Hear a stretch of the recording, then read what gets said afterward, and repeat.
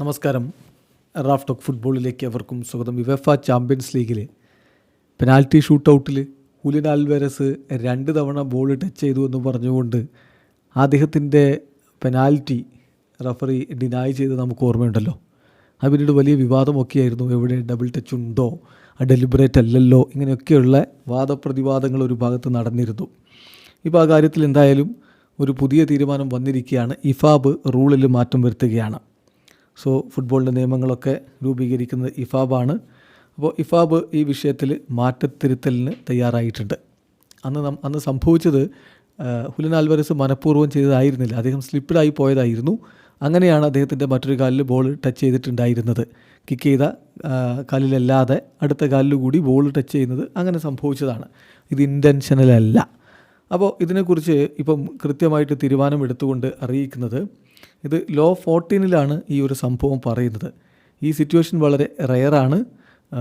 ഇത് ലോ 14 കൃത്യമായിട്ട് directly cover ചെയ്യുന്നുമില്ല. Referees സ്വാഭാവികമായിട്ടും അത്തരമൊരു സംഭവം ഉണ്ടായപ്പോൾ കിക്ക് ടേക്കറെ പീനലൈസ് ചെയ്തു.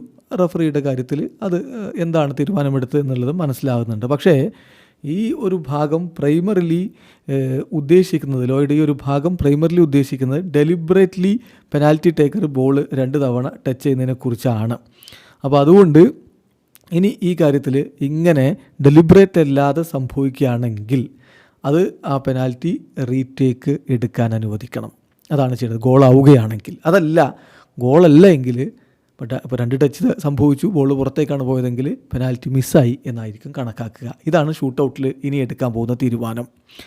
മാത്രമല്ല, ഇത് റെഗുലർ ടൈമിലോ എക്സ്ട്രാ ടൈമിലോ ആണ് ഇങ്ങനെ പെനാൽറ്റി ഡബിൾ ടച്ച് സംഭവിക്കുന്നതെങ്കിൽ അത് റീടേക്ക് എടുപ്പിക്കണം.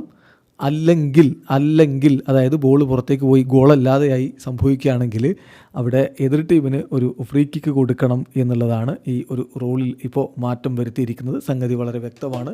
ഡെലിബറേറ്റ് അല്ലാതെ ഡബിൾ ടച്ച് സംഭവിക്കുകയാണെങ്കിൽ അതിന് റീടേക്ക് അനുവദിക്കാം. ഗോളായിട്ടുണ്ടെങ്കിൽ റീടേക്ക് അനുവദിക്കാം. ഇനി ഗോളല്ലെങ്കിൽ പെനാൽറ്റി ഷൂട്ടൗട്ടിലാണെങ്കിൽ അത് മിസ്ഡായിട്ട് കണക്കാക്കും. ഇനി പെനാൽറ്റി ഷൂട്ടൗട്ട് അല്ലെങ്കിൽ എതിർ ടീമിന് ഫ്രീ കിക്ക് കൊടുക്കും. ഇതാണ് റൂളിൽ ഉണ്ടാക്കിയിട്ടുള്ള മാറ്റം. എന്തായാലും ഹുലിൻ ആൽവാരസിൻ്റെ ആ ഒരു പെനാൽറ്റി റൂള് തന്നെ മാറ്റിമറിച്ചിരിക്കുന്നു എന്നർത്ഥം. ഇപ്പോഴത്തെ റൂൾ അനുസരിച്ച് അന്ന് ഹുലിൻ ആൽവാരസിന് സംഭവിക്കുകയാണെങ്കിൽ റഫറി പറയുക റീടേക്ക് എടുക്കാനായിരിക്കും. വീഡിയോ അവസാനിക്കുന്നു. ഫുട്ബോൾ ലോകത്തെ കൂടുതൽ വിശേഷങ്ങളുമായി റാഫ് ടോക്സ് എത്താം.